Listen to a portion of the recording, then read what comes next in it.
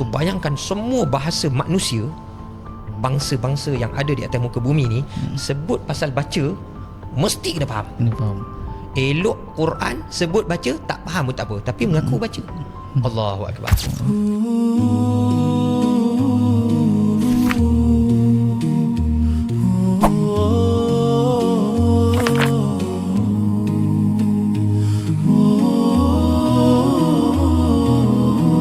Assalamualaikum warahmatullahi wabarakatuh. Alhamdulillah bertemu kita kembali dalam Mini Dos Podcast. Satu suntikan rohani untuk membuatkan kita rasa cinta akan Allah, akan Nabi dan juga akan Al-Quran.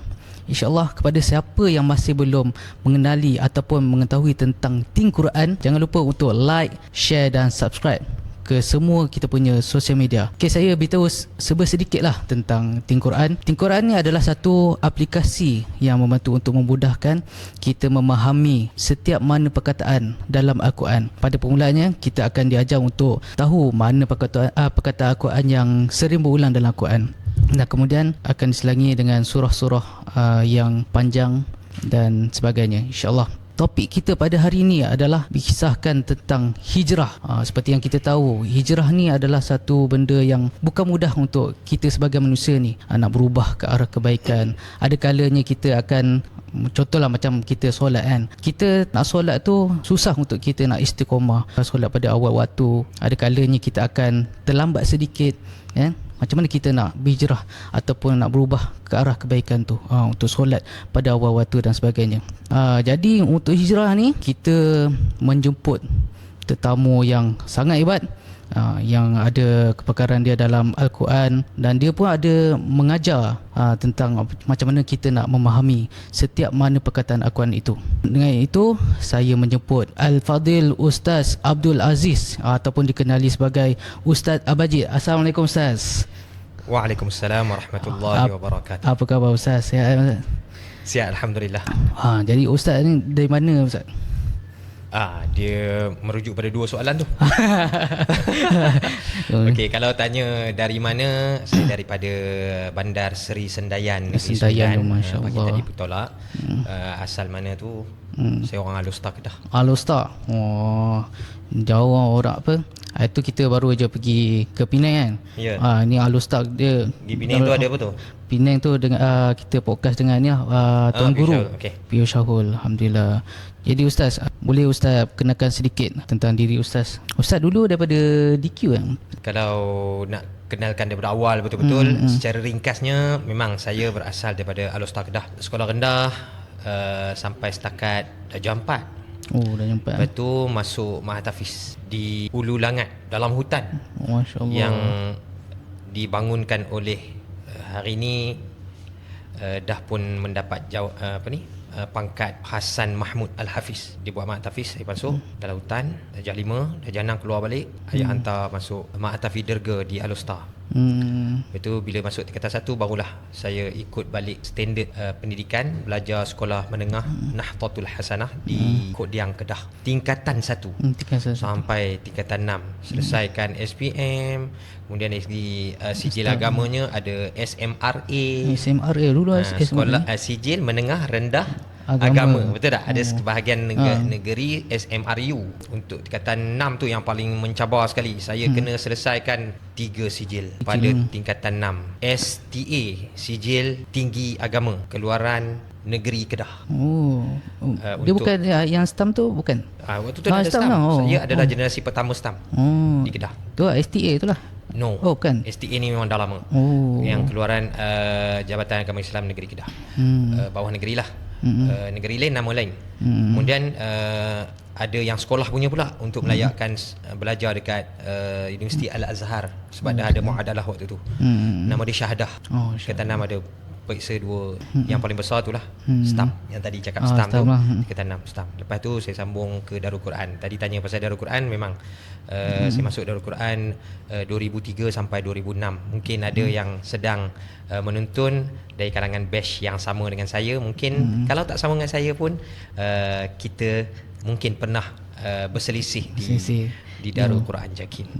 Lepas tu baru saya sambung belajar ke luar negara. macam dekat Darul Quran tu, dia memang fokus untuk menghafal ke ataupun ada pelajaran lain yang kita kena belajar? Okey, zaman saya dekat Darul Quran ni dia ada tiga pilihan kos lah bahasa mudahnya. Yang pertama diploma tahfiz Al-Quran dan dakwah. Yang tu yang saya ambil. Yang kedua diploma tahfiz Al-Quran dan qiraat. Yang sama Quran macam Tuan Akmal. Okey, tapi yang tu dekat kuis kan? Tu dekat kuis. Okey, yang ketiga persijilan. Maksudnya sijil tahfiz Al-Quran. Yang ni special, khas untuk pelajar-pelajar yang sebenarnya dah pun menjadi pelajar UIA tapi diserap masuk lebih awal ke Darul Quran. Dan Darul Quran ni belajar Quran saja ke? Jawapan dia tidak. Sebab kita ada juga subjek-subjek lain yang jadi sokongan untuk faham Al-Quran. Ada yang ambil bidang qiraat, dia memang kena belajar lah jenis-jenis bacaan dalam Al-Quran ni kan. Ada sampai 10 jenis kan. Ambil bidang dakwah sampai ke tahap kita orang masuk hutan, pergi jumpa orang asli, buat program, macam tu lah, dapat pendedahan awal lah. Okay? Tapi level diploma lah, bukan level universiti. Macam tu lah. So bila Ustaz selesai je habis Darul Quran tu, selepas tu Ustaz sambung ke mana? Lepas Darul Quran, sebenarnya masa Darul Quran tu lagi saya dah pergi buat umrah dengan niat, tak tahulah ni kira niat salah ke tak kan. Tapi yang tu dah serampang dua mata. Saya pergi umrah dengan sahabat-sahabat saya di Darul Quran, lebih kurang kami 4 orang waktu tu. Sambil buat umrah terus pergi temuduga dekat Universiti Islam Madinah. Maksudnya waktu tu tahun 2025. Dan jawapan kepada temuduga di Universiti Islam Madinah tu akan dapat setahun selepas tu. Dan alhamdulillah kami berempat kesemuanya dapat pada tahun berikutnya, tahun 2006. Dan tahun 2006 tu bila dah dapat offer letter, teruslah gerak ke sana dan sambung belajar dekat sana. Tu pun saya tak terus belajar degree. Sebab yalah, kita walaupun stam mumtaz sekali pun, minta maaf cakap lah, bukan untuk kepada sesiapa. Mungkin ada yang satu style dengan saya. Kita rasa macam kita dah kuasai bahasa Arab disebabkan kita dapat skor subjek-subjek bahasa Arab. Tapi bila sampai dekat negara Arab, kita tak boleh cakap Arab. Sebab macam diorang guna bahasa Ami. Bukan setakat tu saja tau. Dia kat Madinah ni, dia nak kata Ami tak Ami. Dia guna bahasa baku lebih lebih daripada Ami. Okay, kat Madinah tu kelebihan dia. Cuma kita lah, kelemahan kita lah, pelajar-pelajar STAM, pelajar-pelajar sekolah agama Arab, dia dapat kuasai Arab dan atas kertas. Mumtaz insya-Allah boleh dapat. Mari sini cakap bahasa Arab, terus macam terkebil-kebil lah. So saya sampai sana, saya tak boleh terus sambung degree. Saya ambil dulu diploma bahasa Arab, foundation, diploma pendidikan bahasa Arab. So dapatlah 2. Satu kat Malaysia, diploma yang Quran punya tu kan. Satu lagi yang dekat Madinah. Lepas tu barulah sambung degree bidang dakwah dan usuluddin. Jadi macam apa yang Ustaz ceritakan, macam Ustaz ni memang dah didedahkan dengan Al-Quran sejak kecil lagi. Kira masa kecil Ustaz dah masuk ke madrasah kan? Mak Tafiz. Kira Ustaz dah habis masa Mak Tafiz tu? Ustaz habis? Tak habis, belum habis. Okey. Itu saya kena cerita jujur. Kita imbau balik ataupun saya bongkarkan sedikit lah. Okey. Saya bukanlah seorang budak yang macam letak Mak Tafiz terus jadi budak Tafiz, Al-Hafiz. Jujur saya cakap, saya dulu nakal. Nakal tanpa menonjol. Nakal dalam diam. Okey. Tapi ayah saya tak pernah jemu. Sejak daripada tadika lagi memang dah latih saya untuk menghafal. Mungkin kawan-kawan saya dia sekadar dapat kenal alif bata, dapat baca muqaddam, lepas tu dah huruf ya. Saya tak. Saya kena hafal. Lantaklah waktu tu tak kenal huruf, tak boleh baca dengan baik. Kena hafal lah. Hafal. Okey, tu zaman tadika tau. Bila masuk sekolah rendah, ayah saya pantau hafalan saya. Bila kita dah boleh baca Quran, kita kenalah hafal. Surah-surah pendek kenalah hafal. Tasmih kat ayah ni. Ayah saya bukan ustaz dan bukan guru tahfiz. Ayah saya pelukis plan. JKR. Kita JKR. Okey, tapi dia train saya untuk hafal Quran. bayangkan sejak daripada bahasa mudahnya umur 4 tahun 5 tahun saya dah kena tekan untuk menghafal Quran. Akhirnya bila saya masuk Darul Quran baru dapat hafal 30 juzuk. Masya-Allah. Sebelum, Alhamdulillah. maknanya sebelum tu masuklah Ma'at Tafiz A, Ma'at Tafiz B. Lepas tu dekat sekolah menengah saya tu yang saya cakap dekat Kodiang Kedah tu, Madrasah Nahdlatul Hasanah. Kredit untuk Madrasah Nahdlatul Hasanah di Kedah. Daripada tingkatan 1 sampai tingkatan 6 kalau ikut betul-betul silibus memang boleh keluar hafal 30 juzuk. 6 tahun kot. Okey. Walaupun ada silibus akademik kena ambil, PMR kena ambil, SPM, kemudian ada silibus agama kena ambil SMRA lah, STA, syahadah sekolah kena ambil apa lagi, STAM yang kita cakap tadi. Tapi last sekali saya keluar sekolah menengah saya tu baru dapat 18 juzuk. 18 juzuk. Okey. Itu kira memang dah melekat tu ayat. Nak kata melekat tak melekat juga. Tapi setakat mana yang Allah pinjamkan ingatan untuk jaga Al-Quran, saya jagalah. Okey. Lepas tu barulah masuk Darul Quran. Di situlah saya betul-betul macam dapat suasana yang terbaik untuk menghafal Al-Quran. Siapa-siapa yang pernah masuk Darul Quran, dia tetap akan rasa di situlah tempat yang bagi saya di Malaysia ni paling menenangkan. Betul. Bukan sekadar suasana dia, tapi disebabkan bunyi bacaan Al-Quran yang tak henti-henti dari masjid, dari asrama, di tepi tasik, di tepi jalan, main bola tu ada orang baca Quran lagi. Masya-Allah. Saya dapat benda tu di Darul Quran. Mungkin ada di tempat yang lain kot, bukan tak ada. Takkan Mak Tafiz di Darul Quran saja yang paling special. Tapi nak katanya disebabkan yang tu under Malaysia JAKIM kan. Kemudian pelajar-pelajar daripada setiap negeri dipilih untuk masuk ke situ. Saya rasa macam di situ tempat yang terbaik yang menempatkan orang-orang tenang, yang dah dipilih, bukan terpilih sebab dia power pun. Dah Allah takdir dapat masuk, alhamdulillah rezeki. Betul. So, macam yalah saya pun dulu hampir nak masuk ke Darul Quran. Ada tapi tak Ada orang sekat ke? Ada. Tapi saya tak dapat lah. Mungkin saya punya bacaan tu tersangkut-sangkut ke masa ada temu duga? Ada temu duga, betul. So masa temu duga tu, sebab saya pun dulu sekolah biasa je, sekolah agama lah, sekolah agama, tapi tak ada hafalan macam tahfiz lah. Faham. Kita just hafal surah-surah yang diberikan silibus sekolah. Lepas tu bila masa Darul Quran tu baru saya nak mula untuk menghafal. Dia beza lah dengan orang yang dah memang dari kecil, dikerahkan untuk menghafal kan. Faham. Tapi sebenarnya majoriti yang masuk Darul Quran tu kan, orang-orang yang memang sebelum tu tak pernah pun ada pengalaman hafal Quran.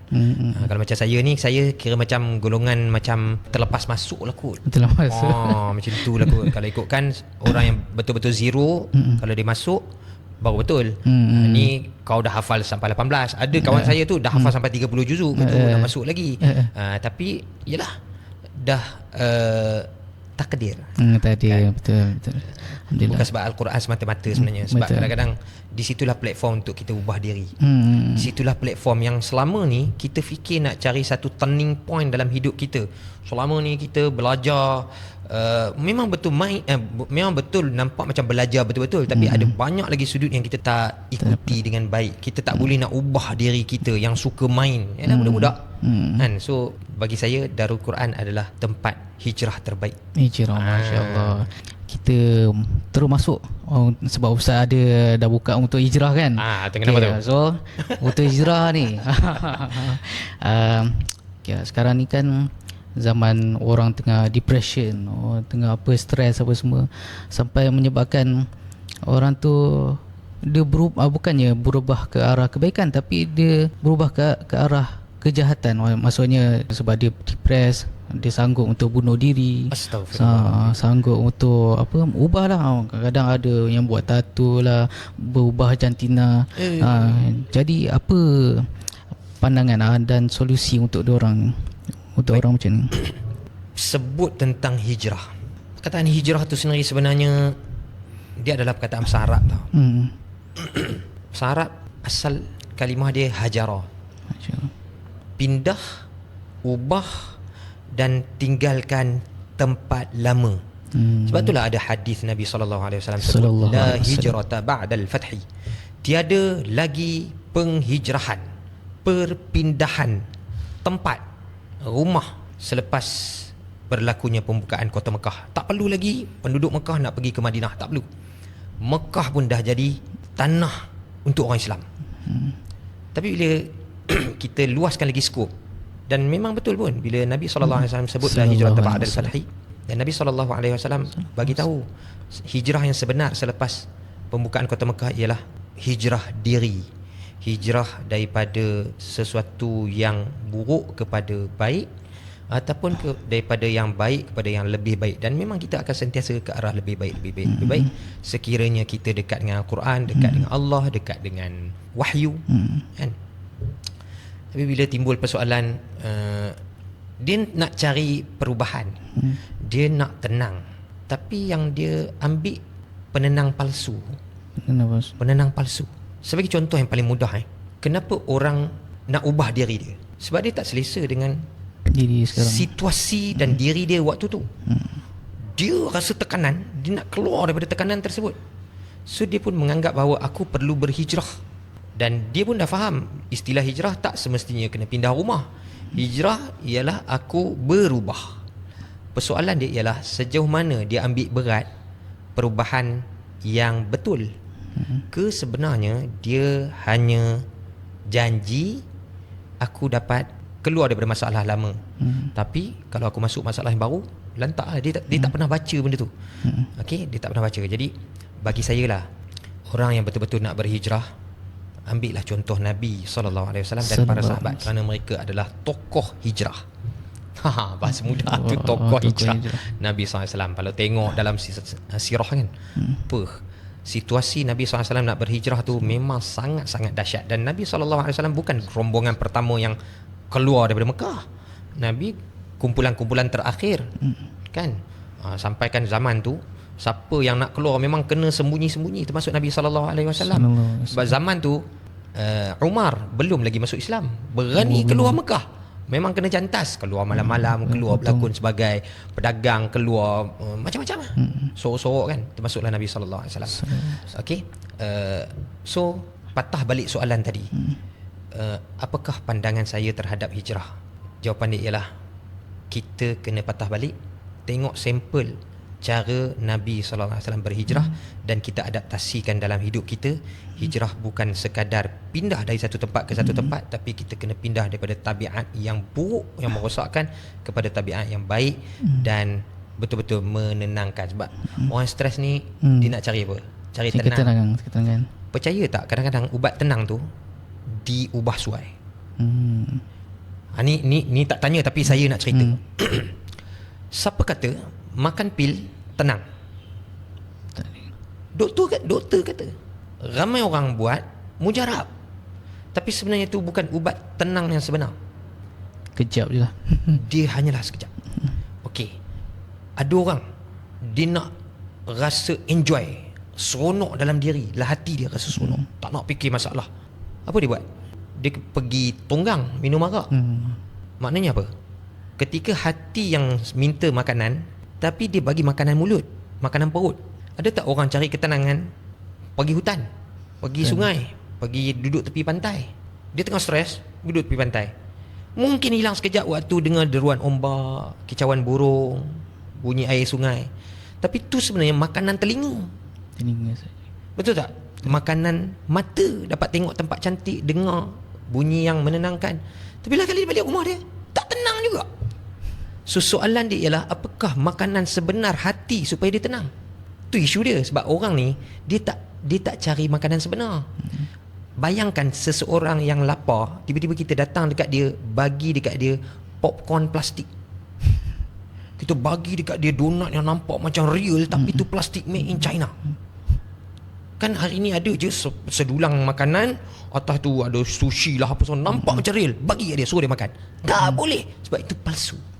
Sama juga, kalau yang kita nak bagi makan tu hati, jangan bagi benda makanan untuk telinga, jangan bagi benda makanan untuk perut, untuk mulut, untuk mata, untuk organ lain. Mesti kena cari makanan hati. Soalan dia, apakah makanan hati? Faham tak? Faham. So ada dah pun dalam Quran. Hati ni dia nakkan ketenangan. So, kan, dia nakkan ketenangan. Sebab tu adalah tindak balas selepas dia diberikan makanan yang sebenar. dia masuk sampai ke dalam hati. Mungkin corong dia telinga, mungkin corong dia mata, mungkin corong dia mulut, mungkin corong dia ialah belayan, sentuhan. Tapi last sekali semua tu akan masuk dalam hati. So benda apa tu sebenarnya makanan untuk hati ni? Simple je Allah sebut. Yang selalu dulu zaman IKIM baru diperkenalkan. Memang ayat ni selalu diulang dalam IKIM. Ala bidzikrillahi tatma'innul qulub. Ketahuilah sesungguhnya dengan mengingati Allah, hati-hati akan menjadi tenang. So siapa betul-betul nak tenang, jangan buat tatu. Kan? Jangan sekadar pergi pantai, duduk tepi laut, duduk tepi sungai, masuk hutan, bercampur dengan kawan-kawan yang kita rasa macam dia boleh hilangkan stres kita. Tapi percayalah, kalau benda tu bukan makanan hati, dia sekadar makanan telinga, makanan mata, makanan perut, makanan tangan, sekadar untuk macam enjoy, serius, dia tetap tak akan masuk jadi makanan hati yang sebenar. Melainkan kita yang ingat dekat Allah. Dan perkataan zikrullah tu sendiri, saya share sikit boleh? Boleh. Perkataan zikrullah kita terjemahkan Ingat. dengan mengingati Allah. Siapa yang perhalusi makna zakara ataupun zikrun, dia bukan sekadar ingat, dia juga sebut. Contoh, mari sini duduk dalam bulatan, jom kita berzikir. Okey, waktu tu kalau kata budak-budak yang kita panggil, anak kita, kawan-kawan ke, duduk sini, jom kita berzikir dulu sementara makanan nak dihidangkan. Apa yang orang duduk dalam bulatan tu buat? Kan? Dia akan subhanallah walhamdulillah wa la ilaha illallah wallahu akbar. Subhanallah. Wih, cicak. Standard budak tahfiz ke, budak agak mana ke, dekat kampung ke, dekat masjid ke, dekat rumah ke, dia zikir. Tapi sebenarnya dia tak ingat dekat Allah. Betul. Sebab waktu tu dia ingat makanan bila nak hidang. Betul. Pergilah mana-mana majlis, ada tak orang berzikir? Ada. Kat masjid, kat rumah, hari kematian, ada majlis zikir tu, ada. Tapi waktu tu mulut dia sebut, hati dia tak ingat. So dia tetap tak akan menenangkan. Dia tetap menjadi makanan yang separuh masak. Faham tak? Sebut Allah tapi tak ingat kat Allah. So tak engkaplah zikir. So zikir ni kok mana pun dia adalah adunan dua elemen. Elemen pertama sebut, elemen kedua ingat. Sebut dah ingat. Sebut dah ingat. Siapa sebut saja tak ingat, tak jadi. Contoh, lepas solat bersepah, bukan tak ada orang wirid lepas solat. Tapi kadang-kadang yang jadi imam pun bukan time tu dia bukan ingat kat Allah pun. Dia pun duk teringat nak cepat. Faham tak? Dan kita boleh jumpa orang yang memang tengah baca subhanallah ke la ilaha illallah sampai 100 kali, sampai boleh bergoyang-goyang, tapi waktu tu otak dia, hati dia tak ingat pun dekat Allah. Dia sekadar melantunkan suara. Kalaulah untuk perkataan la ilaha illallah pun kita tak boleh nak ingat dekat Allah, apatah lagi perkataan yang memang kita tengah baca bahasa Allah tu, Al-Quran. Waktu tu kita tak ingat dekat Allah. Sebab apa? Sebab kita tak rasa pun Quran tu Allah tengah cakap dengan kita. Celah mana nak ingat kat Allah? Tak peliklah kalau hari ni kita dah dididik sejak daripada kecil, janji baca. Janji baca. Baca je. Dan istilah baca yang kita guna tu pun kita tak apa? Kita tak apply dekat Quran masalah dia. Betul.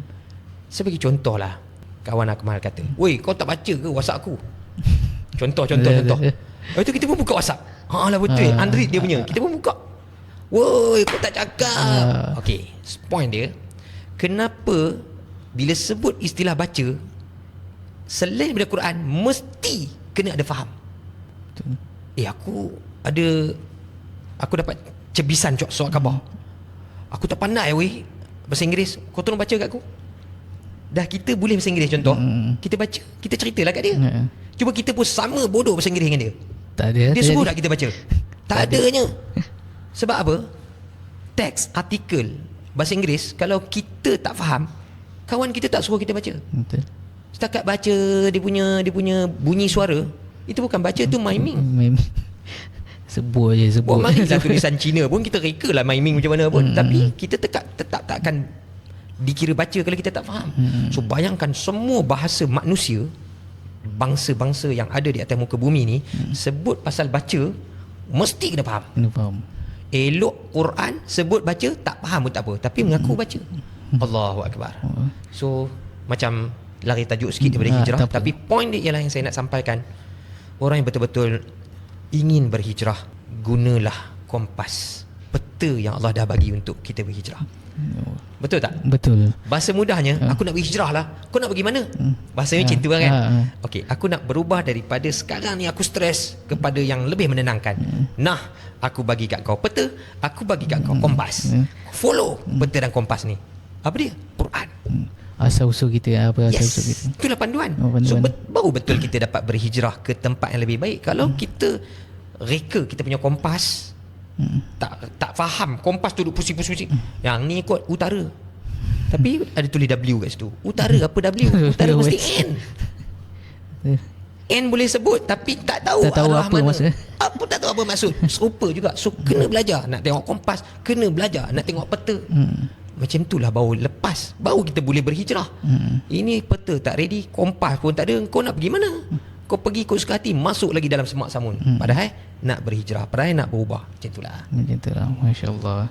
Jadi sebenarnya kalau kita nak berubah tu, sebenarnya kita kena tahu arah tuju kita kan. Seperti yang Ustaz cakap, kompas. Lepas tu sebenarnya kena ada orang yang membimbing kita. Ya, betul. Kalau tak ada orang bimbing pun, contohlah kalau orang tu nak bimbing tapi dia bimbing ke arah yang salah pun, tu masalah juga kan Ustaz? Betul. Betul. Orang yang nak membimbing pun dia mesti terbimbing. Betul. Sebab hari ni berapa ramai orang dia boleh sebut dia coach, tapi dia sendiri tidak dibimbing oleh Allah. Dia tidak relakan diri dia untuk dibimbing oleh Allah. Dia tidak pun berusaha untuk dia faham bimbingan Allah dalam Quran. Celah mana dia nak jadi coach yang sebenar? Minta maaf cakap walaupun kasar sikit. Kalau betul-betul coach nak bawa bimbing orang berubah daripada satu fasa yang buruk kepada satu fasa yang lebih baik, tak kiralah bidang apa pun, fitness, kesihatan mental, kesihatan spiritual, kesihatan apa-apalah, apa-apa. Kalau dia coach, confirm buku panduan sebenar dia Quran. Tak semestinya dia budak tahfiz, tak semestinya dia bidang agama, tak semestinya dia cakap bahasa Arab. At least kalau dia boleh faham mesej Allah, walaupun dia sekadar bertatih-tatih sekarang ni hanya dengan belajar patah demi patah. Alhamdulillah, oh ni ke makna dia. Lillahi, oh Rabbi, oh ni ke makna dia. Al-alamin, ya Allah, berapa lama dah baca, sekarang baru tahu. Tak apa, belajar sepatah demi sepatah. Lama-lama adalah 1000 perkataan. Tak terasa pun sebenarnya. Nak belajar sikit demi sikit. Tapi kalau hari ni hantam baca satu muka surat Al-Quran, kemudian baca Quran terjemahan, lepas tu nak hafal makna dia, memanglah buat hari tu, esok terus tinggal. Sebab terbeban dengan banyaknya makna-makna perkataan yang kita nak hafal. Tapi kalau satu hari dapat hafal sikit-sikit, dan uniknya perkataan Quran ni dia banyak berulang. Kan, betul tak? Banyak berulang. 900 perkataan. Banyak. Perkataan ana, perkataan wa, perkataan inna, bersepah kita jumpa dalam Quran. Kadang-kadang tak terfikir pun nak ambil tahu makna tu. Kan? Sayang lah. Kadang orang fikir nak belajar bahasa Arab ni susah. Ataupun mindset ataupun mentaliti yang salah. Dulu Ustaz pergi Saudi. Sebelum pergi Saudi tu Ustaz dah mahir dalam bahasa Arab. Maksudnya dah tahu apa dia punya maksud kesemua. Jujur saya cakap, saya tak pernah pun berada di level mahir bahasa Arab ataupun Al-Quran. Sekalipun saya dah skor bahasa Arab, saya memang suka sangat dekat bahasa Arab. Saya hafal matan, saya habiskan baca buku teks 3 bulan pada tahun pertama. Maksudnya kalau kita masuk tingkatan 4, awal-awal kan kita dah dapat buku teks. 3 bulan pertama confirm saya habiskan baca seorang-seorang saya. Masya Allah. Saya tandakan setiap makna-makna dia dekat atas kan. Tulisan tulisan selari kat bawah. Nanti akan ada tulisan dengan pensel saya yang saya ingat kat atas. Itu maksudnya makna yang saya target nak tahu makna depa. Semua tu saya buat dalam tempoh 3 bulan. Saya memang suka bahasa Arab. Saya akan habiskan silibus. Walaupun nanti Syekh mengajar habis tak habis, masuk periksa tak masuk periksa. 3 bulan berikutnya saya akan buat nota. 3 bulan terakhir bila dah dekat dengan exam tu lah kan, waktu tu nota saya akan diguna pakai lah. So kita dapatlah skor. Tapi bila tanya kuasai tak bahasa Arab sebelum ke overseas, jujur saya cakap saya tak kuasai bahasa Arab waktu tu. Saya tak boleh cakap. Saya baca teks dalam keadaan saya masih ada butir-butir perkataan yang macam still kena rujuk, patah balik dekat kamus. Macam tu. Tapi enjoy sebab apa? Sebab zaman tu alhamdulillah Allah lah yang maha kaya. Allah tolong saya. Allah buatkan saya jadi seorang yang suka dekat bahasa Al-Quran. Suka dekat bahasa Arab tu sendiri. Zaman tu dia tak ada macam cikgu ke ustazah yang duk pupuk kita kena faham makna Quran. Mana ada. Yang ada kena skor. Kena bagi dapat mumtaz. Kan? Kita nak harumkan nama sekolah. Macam-macam lah. Tapi zaman tu saya dah macam Allah suntik masuk kot faktor daripada mak dan ayah saya. Doa susah payah dia orang. Saya rasa rugi lah kalau tak dapat faham makna Quran ni. Betul. Saya ada satu perangai, saya mesti nak lebih pada orang lain. Walaupun tak ada siapa tanya, walaupun tak ada siapa buat pertandingan tersebut. Dalam otak saya mesti lebih pada orang.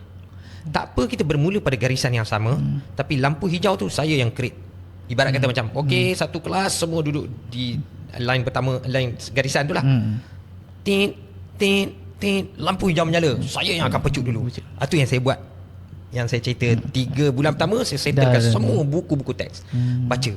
Lepas tu latihan-latihan. Macam tu lah 3 bulan kedua tu untuk latihan pula.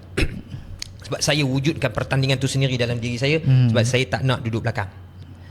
Okay. Dalam keadaan macam tu pun still tak dapat kuasai dengan baik bahasa Arab. Sehinggalah saya duduk dengan orang Arab. Sehinggalah saya belajar daripada mulut masyayikh orang Arab di bumi Nabi sallallahu alaihi wasallam. Bertalaki semua. Ya. Dan saya pun syukur sebab zaman saya di peringkat universiti, saya tak hanya terdedah dengan pembelajaran formal dalam bilik kuliah. Alhamdulillah saya ada senior yang buka saya peluang belajar talaqi. Maknanya pergi dekat Masjid Nabawi, pergi rumah-rumah syekh, pergi sampai belajar dekat padang, dekat taman pun belajar, pergi ke padang pasir belajar. Bukannya maksudnya macam buat latihan ketenteraan, lepas tu time tu kita belajar. Bukan. Memang kita orang buat piknik, tengah piknik kena buka buku, baca sampai habis depan syekh. Dia tak ada macam kau seronok kosong. Dia tak ada macam jom kita buat bakar-bakar, hore-hore, balik kosong. Tak ada. Bakar, unggun api kat tengah, nak buat barbecue. Tapi setiap orang dah dibekalkan buku untuk khatamkan sebelum program habis. Macam tu. So tak ada satu pun situasi yang terbuang begitu saja. Saya syukur sangat Pak tu. Ya, dalam masa kita berhibur pun ada ilmiah yang kita dapat. Betul. Masya-Allah. Saya terdidik dengan cara tu lah. Sebab tu kalau berkumpul kat mana-mana, saya rasa macam kalau sekadar kumpul lepas tu nyimbang je semua orang. Kan macam tu kadang-kadang dalam family dengan kawan-kawan. Jom lah kita buat potluck, gathering, gather. Dia pergi nyimbang je daripada maghrib sampai malam. Kadang-kadang dah sewa homestay daripada petang tu sampai esoknya. Tak ada apa-apa pun, nyimbang mandi kolam renang apa. Mana pergi satu momen kita duduk sama-sama, bukalah Quran. Tak nak buka Quran saat lagi ada yang baca salah jadi malu. Okey, tak apa. Kita buat cara lain. Cuba setiap orang keluarkan satu perkataan and then dia elaborate, cerita tentang perkataan tu. Contoh, ni benda yang ayah saya terapkan dalam family. Kita orang ada 7 beradik, asalkan berkumpul, ayah akan cakap setiap orang pilih satu perkataan dan cerita tentang perkataan tu. Lantaklah perkataan apa pun. Adik saya suka bola. Cerita pasal bola. 5 minit.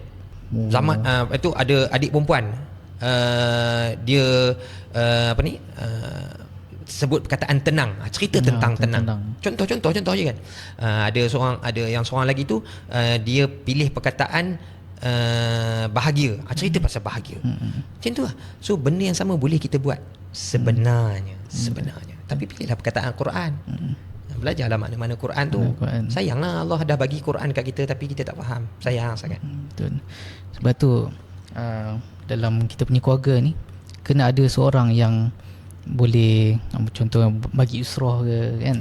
Ya, konsep usrah tu yang tu lah yang dimaksudkan tadi tu. Cuma saya tak nak guna istilah usrah tu sebab ada orang dia dia kata dia allergic. Sebut usrah ingat orang-orang baik, ustaz-ustaz, budak-budak agama je. Tak. Makna usrah tu sebenarnya adalah keluarga. Boleh tak buat keluarga dengan member? Supaya member tu rasa macam keluarga dengan kita. Rasa macam adik-beradik.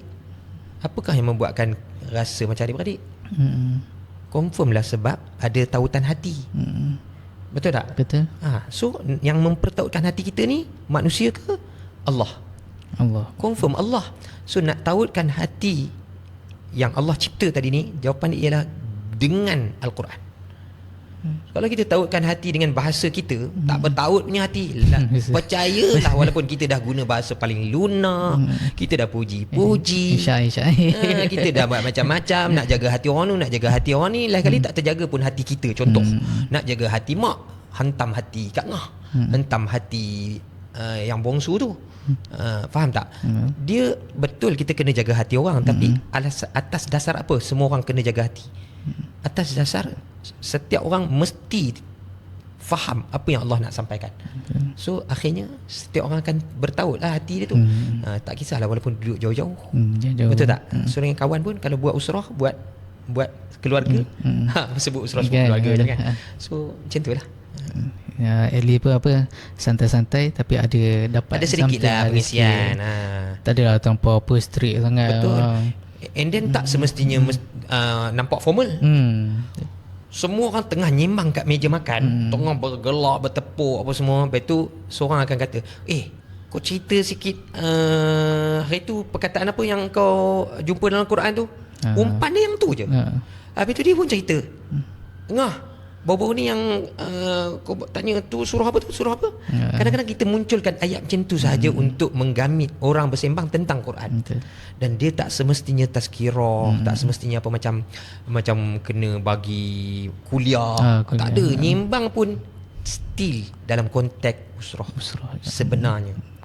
Tapi dah orang nampak usrah tu macam kena bagi tazkirah kan? Macam bagi tazkirah kena duduk sopan. Duduk apa-apa. Duduk bersidang tak apa. Terlentang, terbongkang, lantak lah. Tu kan ada orang rasa takut. Tiba-tiba ada ayah, kau bagi tazkirah sikit. Dah mula takut. Kata tazkirah tu sendiri menakutkan. Dia bukan menakutkan untuk orang yang bercakap tu je tau. Menakutkan juga untuk orang dengar. Okey, mari sini duduk semua orang, kita ada sesi tazkirah. Aku nak kena tegur ke? Aku nak kena tegur ke? Nampak tak? Jomlah kita nak sembang-sembang jap. Kan senang nak duduk. Sembang. Betul. Marilah, lama kita tak sembang. Tapi sebelum kita cerita bab lain, bukalah satu surah, baca. Contoh yang mana yang nanti baca, dia baca. Tengok mana dia jap. Yang mana tengok mana, buka terjemahan Quran je. Contoh. Tapi kalau kita dah ada apps yang mudahkan kita untuk faham makna Quran, macam Think Quran kan, itu lagi best lah. Sebab best. kita dapat cerita benda yang memang kita betul-betul ingat. Kita ingat makna qul, a'udhu bi Rabbi An-Nasi. Berapa banyak kali ulang perkataan tu dalam Quran. So seronok lah kita nak bercakap, tak sunyi ustaz pun. Macam tu lah. Satu ialah kalau macam kita sentuh sikit pasal yang Think Quran. Macam Think Quran, awal-awal tu kita belajar perkataan yang seribu ulang dan surah-surah yang pendek dulu kan. Ya betul. Dalam Think Quran ni, saya cerita sikit dia ada fasa tau. Fasa pertama, belajar perkataan yang paling kerap berulang. Perkataan sahaja. Jangan fikir nak faham ayat, jangan fikir nak faham satu surah. Janji kau faham perkataan yang dah disediakan. Sebab perkataan tu akan berulang lagi di dalam surah lain, juzuk lain sepanjang kita baca Quran. Punyalah banyak perkataan yang dah disaring oleh AI tu. Bila dah habis fasa pertama, hafal-hafal perkataan tu, barulah kita pergi dekat belajar untuk ingat makna satu surah. Tapi dia bekalkanlah kat kita ayat demi ayat. Dalam ayat tu pula dipecahkan lagi perkataan tu memang best lah. Rugi lah siapa tak manfaatkan teknologi AI yang ada di zaman AI sekarang. Asalkan AI, guna kat dapur, guna kat office, guna kat tempat kerja, guna waktu nak edit video, edit gambar, apa lagi, guna untuk keluarkan teks jawapan, untuk analisa lah segala bagai. Tapi kenapa kita tak guna AI untuk Quran? Betul. Itu persoalan dia. Faham tak? Gunakan AI untuk mudahkan kita jadi khusyuk. AI ni untuk benda yang dunia je ke? No. AI boleh digunakan untuk akhirat. Kan? Betul. Untuk memudahkan orang lain. Okey. Saya bagi benda yang paling simple. Siapa yang mungkin bersama dengan kita punya podcast, selama ni kita tulis kat AI kita, ialah ChatGPT ke, Gemini ke, apa ke, semua persoalan-persoalan untuk menyelesaikan urusan dunia kita. Macam mana nak buat puding? Kan? Itu geng-geng makan. Yang geng lelaki pula, okey, apakah masalah sekiranya saya start tapi tak hidup enjin contoh, tak kisahlah apa-apa, macam-macam, semua urusan dunia. Pernah tak kita suruh je AI kita tu, ChatGPT ke apa ke, keluarkan saya teks doa yang selalu diulang selepas solat beserta makna, pecahkan makna pada setiap perkataan. Dia pun dia keluar kat kita. Sekarang ni kita baca dan kita tengok makna dia. Tapi tak ramai orang buat, saya percaya. Betul, tak ada. Saya percaya ramai orang tak buat. Semuanya ke arah dunia. Sebab apa saya berani cakap ramai orang tak buat? Sebab imam yang baca doa, saya boleh tahu dia ni baca doa dalam keadaan dia tak faham pun doa apa yang dia baca. Padahal bersepah majlis-majlis dalam masjid, di rumah orang, di mana-mana, dia akan baca doa yang sama. Doa majlis selamat, doa tahlil, doa lepas solat, doa majlis ni. Sebenarnya dia tak faham doa yang dibaca dalam bahasa Arab tu. Sehinggalah nanti dia buat teks dalam bahasa Melayu, baru dia baca. Jadi feeling pula dia baca yang bahasa Melayu. Baik baca bahasa Melayu je. Kenapa jadi macam tu? Sebab dia tak pernah terfikir AI boleh bantu dia untuk faham doa. So kalau AI boleh bantu dia untuk faham doa, why not guna AI untuk faham Quran? Nampak tak? So inilah hijrah. Kita sedang diberi peluang untuk hijrah daripada zaman buta makna Al-Quran kepada zaman celik makna Al-Quran. Tool dah ada, kompas dah ditunjukkan, peta dah ada, tinggal nak jalan je, berhijrah je, bergerak je, melangkah je. Walaupun satu hari dapat hafal 5 perkataan baru, jadilah. Itulah proses hijrah kita. Mana ada istilah hijrah, aku nak berhijrah daripada Mekah ke Madinah, buka mata terus sampai Madinah. Mana ada? Confirm kena mula dengan langkah pertama. Betul tak? Betul. Kemudian langkah lagi. Kalau nak cepat naik unta, cepat naik kuda. Contoh tu zaman Nabi SAW. Hari ni kalau nak berhijrah dari satu tempat ke satu tempat, kita orang dah tak kerja kat sini, kita orang dapat kerja dekat Qatar. Kena berhijrah. Okey, terus sampai ke? Buka macam mana buka dah sampai Qatar. Tak. Berhijrah. Kan, maksudnya ada step yang kita lalui, kumpul-kumpul beg, kemas barang, tempah tiket, kat sana dah ready rumah, baru kita bergerak. Habis tu sama lah untuk Quran, macam tu juga, hijrah sikit demi sikit. Betul. Kadang macam sekarang ni orang fikir Think Quran ni dia macam apps yang lain. Macam kena apa, baca tafsir ke apa. Sebenarnya Think Quran ni untuk kita apa, macam praktis betul. Makna Al-Quran, setiap perkataan. Dia bukannya tafsir, lepas tu kena baca panjang, tak ada. Betul. Lagi satu mindset orang terhadap apps Al-Quran. Dia akan cakap macam ni, alah, apps Quran kita orang dah ada. Memang betul, apps Quran bersepah dalam Play Store, dalam apa, Apple Apps, website, Apple Store, App Store. Tapi benda tu ataupun apps berkaitan Quran ni, dia terbahagi pada dua. Bahagian pertama ialah apps Quran display base. Display base ni yang paling bersepah. Tapi ada satu lagi apps Quran, dia ialah interactive base. Interaktif. Kalau display base bersepah, tunjuk. Kita nak dia display apa?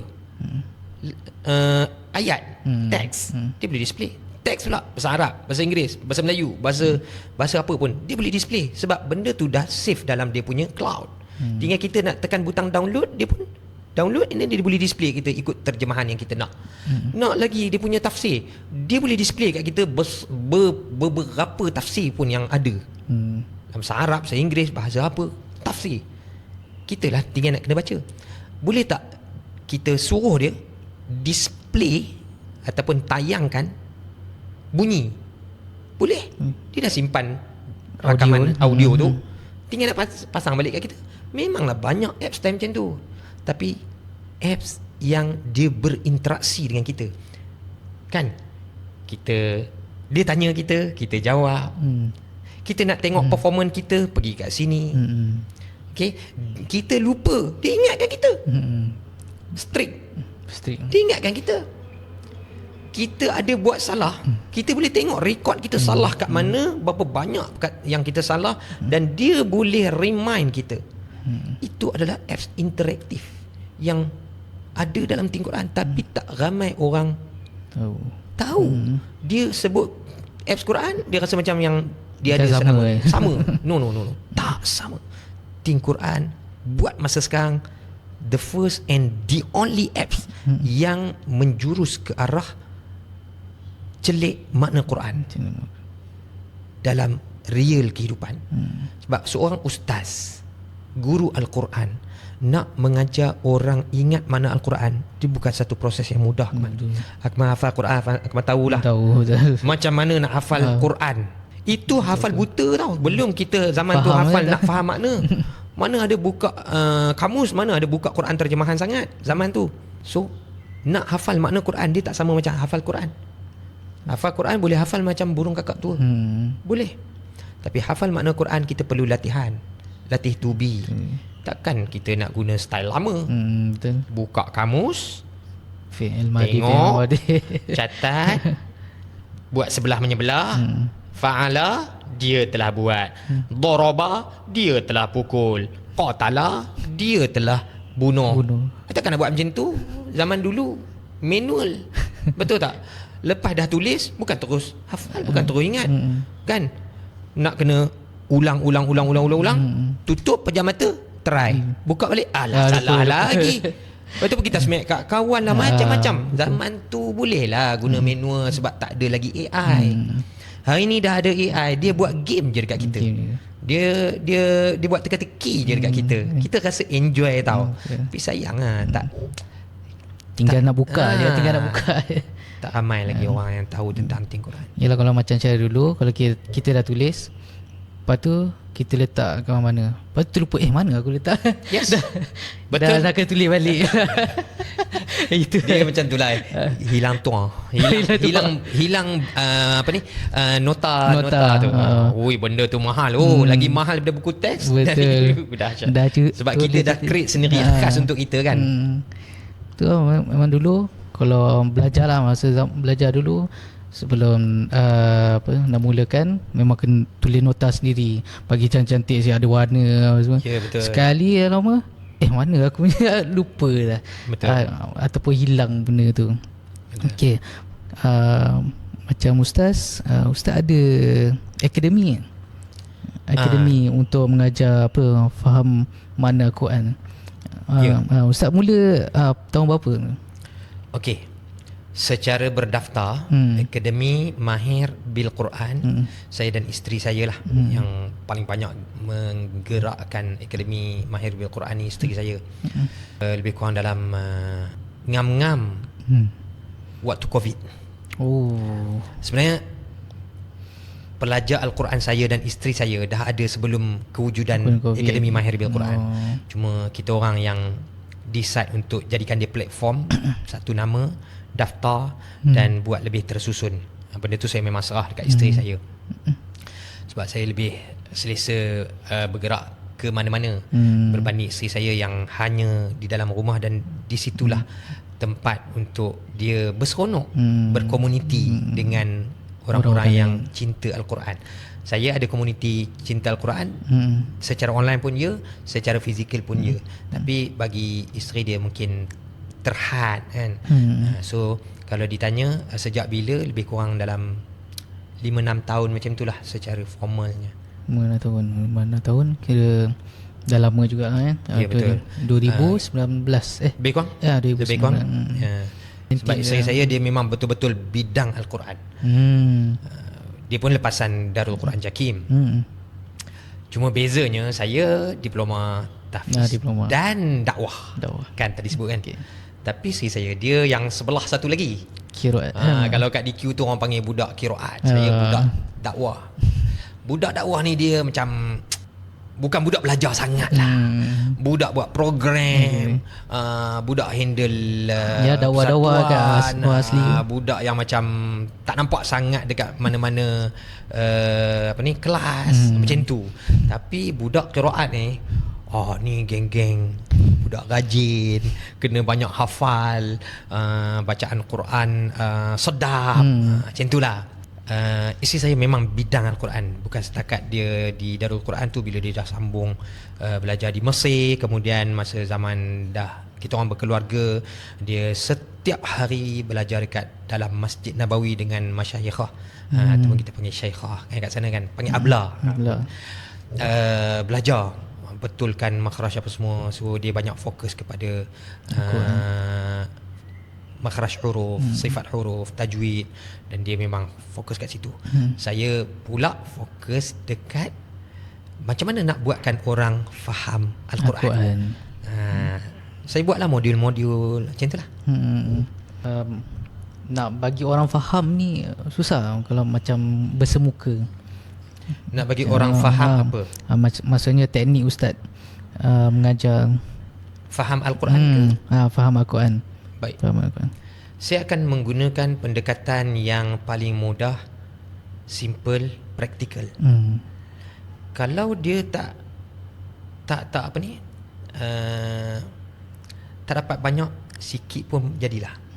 Dan pendekatan yang saya guna, isteri saya guna, walaupun sebenarnya subjek untuk memperbaiki bacaan, buatkan orang faham makna Al-Quran, banyak dalam surah Al-Fatihah.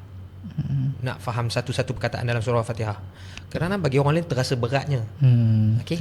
Tapi macam mana kita simplifykan benda tu, pecahkan ikut perkataan, buatkan dia jadi game.